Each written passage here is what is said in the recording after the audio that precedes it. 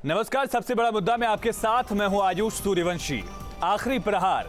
UP का चुनाव अब अपने आखिरी दो चरण में है, यानी कि ठेठ पूर्वांचल में, जहां योगी का गढ़ गोरखपुर है, अखिलेश का गढ़ आजमगढ़ है और पीएम मोदी का गढ़ वाराणसी। बीजेपी माफियावाद, परिवारवाद के साथ सांस्कृतिक राष्ट्रवाद के मुद्दे पर विपक्ष को घेर रही है, तो वहीं समाजवादी पार्टी जाति, गोलीबंदी और बेरोजगारी, महंगाई के मुद्दों के सहारे बीजेपी पर पलटवार कर रही है।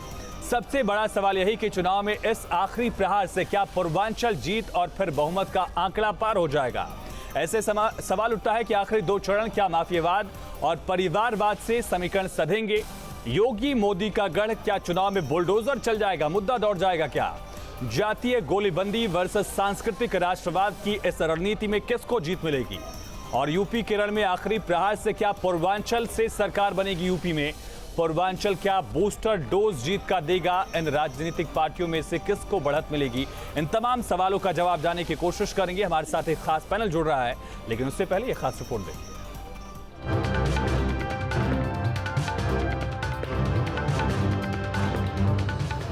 बुधवार को चुनावी समर के अंतिम चरण को साधने के लिए बीजेपी का महारथी पूर्वांचल के जिलों में वोटरों को लामबंद कर रहे थे। खुद पीएम मोदी ने सोनभद्र के रॉबर्ट्सगंज में रण संभाला तो गाजीपुर में भी रैली में जीत की अपील की। वहीं सीएम योगी आदित्यनाथ मऊ और आजमगढ़ में बुलडोजर के सहारे जमकर बरसे। सातवें और आखिरी चरण के चुनाव प्रचार में बीजेपी के सुरमाओं ने मुद्दे की कमी नहीं होने दी। प्रधानमंत्री सोनभद्र में परिवारवादियों पर भड़के और बताया कि कैसे पूर्वांचल के साथ परिवारवादियों ने अन्याय किया है।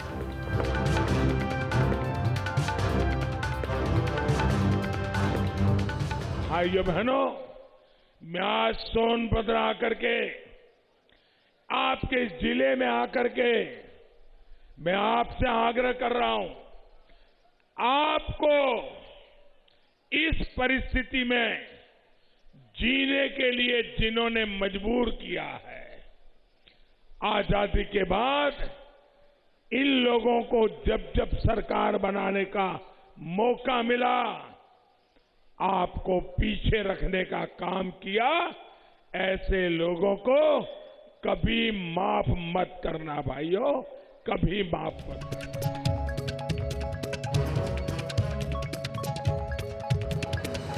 तो गाजीपुर पहुंचकर पीएम मोदी ने माफिया पर शिकंजे को लेकर बड़ा बयान दे डाला। कभी इसी पूर्वांचल में ही बाहुबली माफिया की तूती बोला करती थी।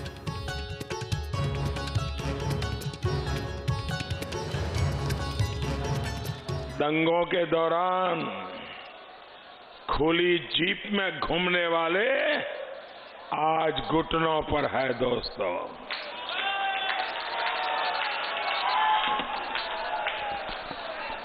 पहले की सरकारों के समय जो दहशत थी, उसकी जगह अब गरीबों के कल्याण ने ले ली है।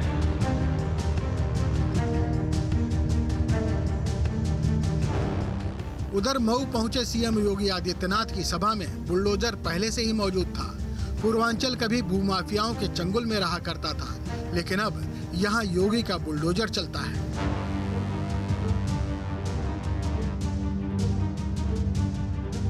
आज समाजवादी पार्टी को हमारी सरकार के बुलडोजर से परेशानी है, और मैं धन्यवाद दूंगा आपको कि मेरे आने के पहले आपने यहां बुलडोजर खड़े करके रखे। तो देखो, हमारी सरकार का बुलडोजर बोलता नहीं है, तो बड़े बड़े माफियाओं की बोलती बंद करता है।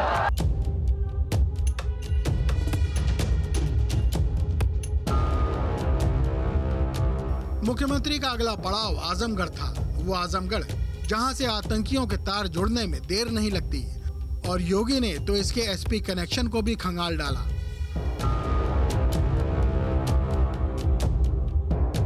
जो आतंकवादी फांसी की सजा पाए हैं, उसमें से कुछ आतंकवादियों का संबंध आजमगढ़ से भी है, और एक आतंकवादी के पिता समाजवादी पार्टी के सक्रिय कार्यकर्ता हैं।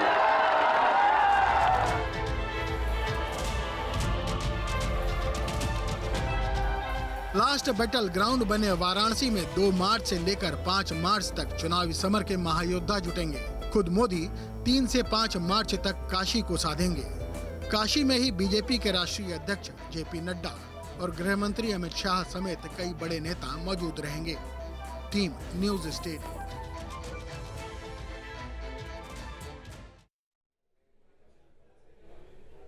इसी आखिरी प्रहार पर चर्चा के लिए हमारे साथ कुछ खास मेहमान जुड़ गए। उनका तारुफ आपसे करा दें। अनिला सिंह जी हैं, प्रवक्ता भारतीय जनता पार्टी की, अभिषेक वाजपेयी प्रवक्ता समाजवादी पार्टी के, अंशु अवस्थी प्रवक्ता कांग्रेस के, और साथ साथ वरिष्ठ संवाददाता धीरेन्द्र पुंडीर भी हमारे साथ लगातार बने हैं।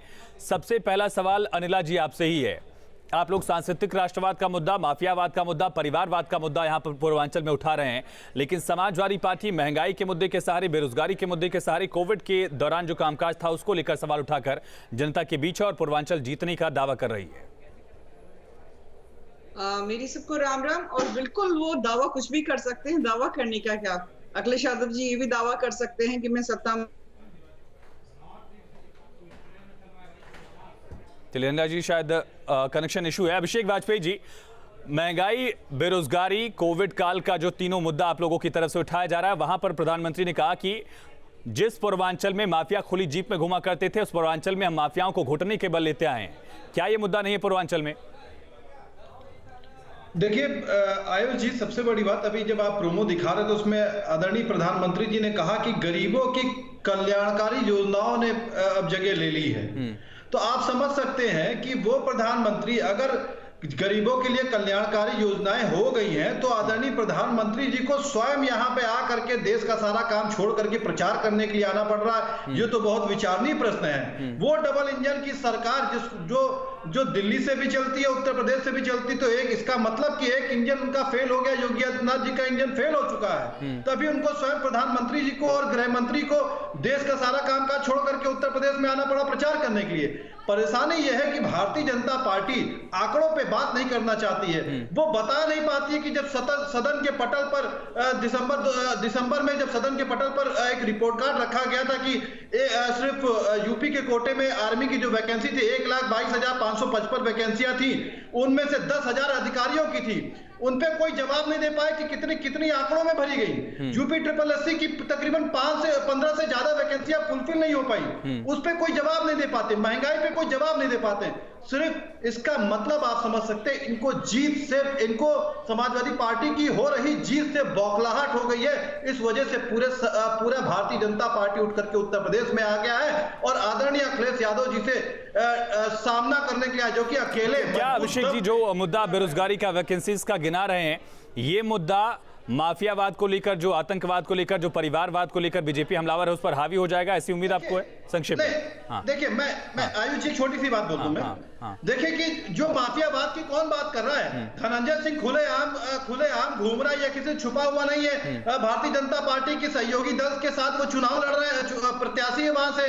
और तो और अजय मिश्रा टेनी जी के लड़के जो हैं, आप देखिए कि कैसे वो जमानत पर रिहा हो गया, उसी जगह पे खुशी दुबे जेल में है।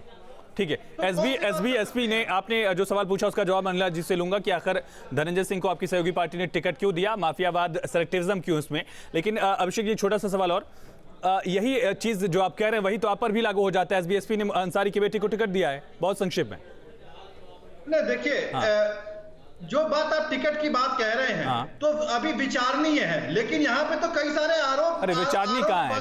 टिकट मिल चुका है वाजपेयी। अनिला जी जवाब दीजिए, आप लोग धनंजय सिंह को माफिया नहीं मानते हैं क्या? माफियावाद का जब जिक्र प्रधानमंत्री करते हैं तो फिर वो चीजें धनंजय सिंह, ब्रजेश सिंह पर लागू क्यों नहीं होती? नहीं, धनंजय सिंह को हम लोगों ने टिकट नहीं दिया, ठीक है। जिस राजनीतिक दल ने दिया है, चाहे वो हमारे सहयोगी हैं या नहीं है, उनसे जाकर आप प्रश्न करें। परंतु अगर आयुष जी, अगर आप जो अभी 6वां चरण जो आए उसमें भी आप जो कैंडिडेट्स देखेंगे, जो सबसे ज्यादा दागी कैंडिडेट्स अगर किसी राजनीतिक दल से आ रहे हैं तो वो समाजवादी पार्टी से आ रहे हैं। केवल दागी नहीं, अगर जघन्य अपराध की धाराएं जिनके ऊपर लगी हुई हैं, सबसे ज्यादा कैंडिडेट्स जिनको टिकट दिए हैं वो समाजवादी पार्टी ने दिए हैं। ये आप फर्स्ट फेज से लेकर 5वें फेज तक भी आप देखेंगे तो सबसे ज्यादा दागी कैंडिडेट्स कहां से हैं? समाजवादी पार्टी से। अभिषेक भाई सुन लीजिए, तो जो लाल टोपी की गुंडागर्दी है वो साफ साफ जिन कैंडिडेट्स को इन लोगों ने टिकट दिए है उससे उजागर हो रही है। उत्तर प्रदेश की जनता जो है किसी भी प्रकार की एनार्की नहीं चाहती है, इसीलिए वो विकास पर वोट देगी। विकास के नाम पर जो है हम तो दिखाते हैं ना, हमारे पास तो रिपोर्ट कार्ड है, हम दिखाते हैं देखो इतने हमने एक्सप्रेसवे बनाए, इतने हमने एयरपोर्ट बनाए, इतनी हमने सड़कें बनाई, इतने मेडिकल कॉलेजेस बनाए, इतनी यूनिवर्सिटी कॉलेजेस बनाए, एमएसएमई में नंबर 1 मैंने अभी हमने कर दी डबल। मैंने कहा था कि आर्मी की यहाँ पे वैकेंसी सेंट्रल कोटे से गवर्नमेंट के यूपी कोटे में 1,22,500 सुन लीजिए अभिषेक भाई, सुन लीजिए आपने जो कहा हमने सुना, सुन लीजिए एक बार। हाँ कितनी फुलफिल करा दी अनिला जी, वैकेंसीज को लेकर जो सवाल है। नहीं, देखिए वैकेंसीज को लेकर सबसे बड़ी बात तो ये है बिल्कुल ट्रांसपेरेंसी से 4 लाख सरकारी नौकरी दी गई है। चलिए ठीक है, 4 लाख सरकारी नौकरी दी गई है एमएसएमई के माध्यम जिसमें कि हम नंबर 1 पे हैं, नंबर 1 पे हैं पूरे भारत में। तो आप बगले झांकने लगते हैं, आप सब लोग की परेशानी है मेरा प्रदेश कि आप लोग आंकड़े पे बात करना नहीं चाहते हैं। अभिषेक जी सुन लेते हैं, अभिषेक जी सुन लेते हैं, अभिषेक जी सुन लेते हैं। वक्त थोड़ा सा कम रहता है लेकिन सुनिए, ठीक है। यहाँ पैनल पे भी बैठकर दिखाएंगे क्या? ये सिखाकर भेजते हैं आपके नेताजी, हम तो बड़े ये सिखाकर भेजते हैं कि गुंडागर्दी जो है चैनल कि आप आंकड़ों नहीं, चलिए ठीक है अनिला जी, मुद्दों पर, अनिला जी मुद्दों पर। हाँ नहीं तो इस व्यक्ति को बोलिए जरा शांत होकर बैठे, जो प्रवक्ता बनकर बैठे हुए आजकल इनके प्रवक्ता तो आते नहीं है, अलग अलग लोग आते हैं। खैर देखिए ऐसा है यहाँ पे, मैं बता ठीक है अभिषेक भाई, ठीक है जातीय और धर्म ना देखते हुए लाभ पहुंचाया है। हाँ जिनको जरूरत थी, चाहे उनके बैंक में पैसे डालने हो, चाहे घर में राशन पहुंचाना हो, ठीक है, चाहे बिजली देनी हो, चाहे दवाई देनी। 2 साल से मेरा प्रदेश जो है, मैं तो कहूंगी पूरा देश, पर मेरा प्रदेश जो है कोरोना की मार झेल रहा है। 25 करोड़ की आबादी वाला मेरा प्रदेश, इसके मुख्यमंत्री जो है खुद कोरोना पीड़ित हुए थे और तुरंत का तुरंत जैसे ही ठीक हुए लोगों के बीच में आ गए। ठीक है अभिषेक जी, मैं लौटूंगा आपके पास। अंशु अवस्थी जी, छठे चरण में 1 सीट खुद आपके प्रदेश अध्यक्ष की तमकुही राज से जीती थी कांग्रेस ने। आंकड़ा कितना बेहतर होने वाला ये कांग्रेस की तरफ से बताया नहीं जा रहा अंशु भाई? देखिए आंकड़ा बहुत अच्छा होने जा रहा है, 10-5 को परिणाम आ जाएंगे, आप सबके सामने आएगा। लेकिन उत्तर प्रदेश की जनता ये समझ चुकी है कि इस डबल इंजन की सरकार से कुछ होने वाला नहीं। अनिला जी आंकड़ों पर बात कर रही थी, अगर आप रोजगार के आंकड़े उठाकर देखिए तो 45 साल में सबसे ज्यादा बेरोजगारी उत्तर प्रदेश में। 40% लोग ऐसे हैं जो अभी भी गरीबी रेखा के नीचे चले गए भाजपा सरकार में। पूरे देश में 23 करोड़ और उत्तर प्रदेश में अकेले 8 करोड़ से ज्यादा लोग गरीबी रेखा के नीचे चले गए। 12 जनपद ऐसे जहां पर गरीबी रेखा 50% है। तो आप अंदाजा लगा सकती हैं कि ये लोगों को राशन देना चाहते हैं। मुझे आप बताइए, जिस तरीके का झूठ भाजपा सरकार में बोला जा रहा है कि 22 करोड़ की आबादी में 15 करोड़ लोगों को राशन दे रहे हैं आप 15 करोड़ लोगों को वहां पहुंचा दिए जहां बेचारा वो राशन पर निर्भर हो चुका है। उत्तर प्रदेश में स्वास्थ्य सेवाओं की बुरी हालत है। ठीक है, 1 लाख पर 13 बेड है सिर्फ। उत्तर प्रदेश में डॉक्टरों की भारी कमी। और प्रदेश का नौजवान एक सवाल पूछ रहा है अनिला जी कि 12 लाख नौकरियां खाली क्यों पड़ी रही? आपकी सरकार झूठी नौकरी देने का गाना गाते रहे, प्रचार करते रहे, प्रोपेगेंडा ठीक है, ठीक है, मैं लौटता हूं आपके पास। ठीक है, नौकरियां खाली पड़ी ठीक है, वैकेंसीज का मुद्दा, बेरोजगारी का मुद्दा, फ्री राशन का मुद्दा। लेकिन धीरेन्द्र सर, सबसे अहम सवाल, आप लगातार पूर्वांचल को भी कवर कर रहे हैं और पूर्वांचल में अब लड़ाई आ चुकी है। फ्री राशन के मुद्दे पर समाजवादी पार्टी की तरफ से भी ऐन वक्त में ऐलान किया गया कि 5 साल मुफ्त राशन दिया जाएगा। आखिर इसकी जरूरत क्यों पड़ी? और जब प्रधानमंत्री परिवारवाद को लेकर लगातार हमला बोल रहे हैं, माफियावाद को लेकर लगातार हमला बोल रहे हैं, तो जमीन पर इसका असर कितना देख पा रहे हैं सर आप? देखिए एक चीज़ तो तय है कि जो उनको अपनी रणनीति में बदलाव लाना पड़ा, उसका कारण ये है कि पहले 3, 4, 5 फेज अगर हम लोगों ने चुनाव देखा तो जो राशन का मुद्दा है, जो कोरोना के संकट में जो की गई मदद है, वो एक ग्राउंड पर आपको बहुत ज़्यादा दिखाई देता है, खासतौर से गरीब परिवारों के बीच में, जिन लोगों का चाहे वो जॉब गया हो या वो गाँव में मजदूरी और उस तरह की करते हैं। ये एक बहुत बड़ा वर्ग बनकर निकला है, इसको कोई भी डिनाई नहीं कर रहा। और यही वजह है कि आप देखेंगे कि अब अखिलेश यादव अपनी स्ट्रेटजी को बदलते हुए अब वहाँ भी पहुँच रहे हैं। जो फ्रीबीज जिस तरह से उन्होंने बताया कि कितनी जो है वो राशन देंगे, उसमें कड़वा तेल भी, देसी घी भी, इस तरह की चीज़ों की तरफ जाने का मतलब ये है कि इलेक्शंस में ये मुद्दा प्रभावी हो रहा है, उसको आप ये नहीं कर सकते हैं।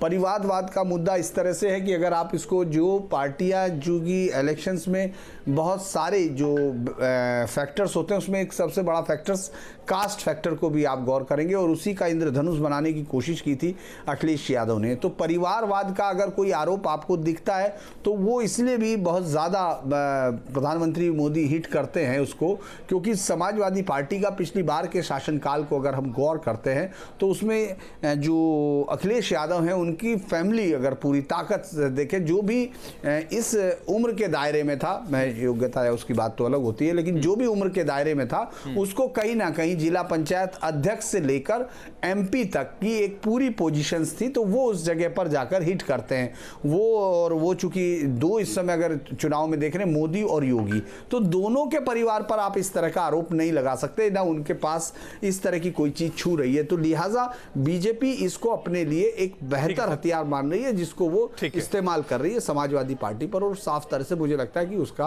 अपने मतदाताओं तक संदेश भी साफ है। ठीक है सर। अभिषेक वाजपेयी, इसी दोनों पॉइंट से जुड़ा हुआ सवाल, फ्री राशन पर आने की जरूरत इस वजह से पड़ी क्योंकि मुद्दा प्रभावी है। दूसरा जो जिक्र धीरेन्द्र सर ने किया कि जातीय गोलीबंदी जो आपके लोगों की तरफ से चक्रव्यूह रचा गया है उसे बीजेपी परिवारवाद से भेद रही है। अभिषेक भाई, सबसे बड़ी चीज ये है आयुष भाई कि मैं अभी खुद भी पूर्वांचल दौरे पे था और मैं बाकायदा प्रचार करने के बाद जब मैं आया तो मैंने सिर्फ पूर्वांचल में एक चीज देखा कि एक नारा बड़े बड़े प्यार से गूंज रहा है कि मठ जा रहे हैं मठाधीश, क्योंकि 10 मार्च को आ रहे हैं द्वारिकाधीश। ये नारा बड़ा प्रचलित हो रखा है पूर्वांचल में। अखिलेश द्वारकाधीश हो गए। जल्दी मुद्दों पे वक्त मेरे पास कम है, संक्षेप में। हाँ जी, और जो जैसा कि आपका प्रश्न है, तो अगर देखिए इसमें कोई भी परिवारवाद का तो कहीं पे कोई बात ही नहीं है, और ये कितना भी प्रोपेगेंडा कर ले उससे जनता, क्योंकि जनता जनार्दन सब कुछ जान चुकी है भारतीय जनता पार्टी का। चलिए ठीक है, मैं समझ गया। अनिला जी, मतलब नहीं है ग्राउंड पर बेरोजगारी का मुद्दा हावी है। अंशु अवस्थी जी भी कह रहे हैं, समाजवादी पार्टी भी कह रही है, बेरोजगारों का जो मुद्दा है लगातार जो लाठियां चली है हावी रहने वाला है। नहीं देखिए, आप बेसिक फर्क देखिए दोनों राजनीतिक दलों में। समाजवादी पार्टी के जो अध्यक्ष जी हैं वो अपने आप को द्वारकाधीश यानी राजा महाराजा ये दिखाना चाहते हैं। हमारे वाले तो मठाधीश हैं, पहले से ही मठाधीश हैं, कोई नई चीज नहीं है। चलिए ठीक है, वो योगी हैं। और ये जो है अपने आप को महाराजा परिवारवाद का मुद्दा अप्रत्यक्ष शब्दों में उसी का जिक्र आप कर रहे हैं। अंशु अवस्थी जी, वक्त मेरे पास कम है भाई, बहुत संक्षेप में अंशु जी बात रखिए अपनी। अंशु जी, देखिए उत्तर प्रदेश में बदलाव होने जा रहा है, भारतीय जनता पार्टी का सफाया होने जा रहा है। कांग्रेस पार्टी प्रियंका गांधी जी के नेतृत्व में जनता के मुद्दों पर लड़ाई लड़ी है। हमें गर्व है कि हमने 5 साल जनता के मुद्दों पर लड़ाई लड़ी और जनता हमें अपना आशीर्वाद देगी। चलिए ठीक है, बहुत शुक्रिया आप सभी खास मेहमानों का इस चर्चा में जुड़ने के लिए, पक्ष रखने के लिए, बात रखने के लिए। सबसे बड़ा मुद्दा पूर्वांचल की लड़ाई में क्या रहने वाला है, यही सबसे बड़ा सवाल है। क्या पूर्वांचल की लड़ाई में परिवारवाद, माफियावाद, बुलडोजर एक बड़ा मुद्दा रहेगा, या फिर बेरोजगारी का मुद्दा जिस तरह से विपक्ष उठा रहा है ये भी एक बड़ा मुद्दा असर डालने वाला है, ये देखना होगा। खबरें लगातार जारी हैं, बने रहिए न्यूज़ स्टेट के साथ।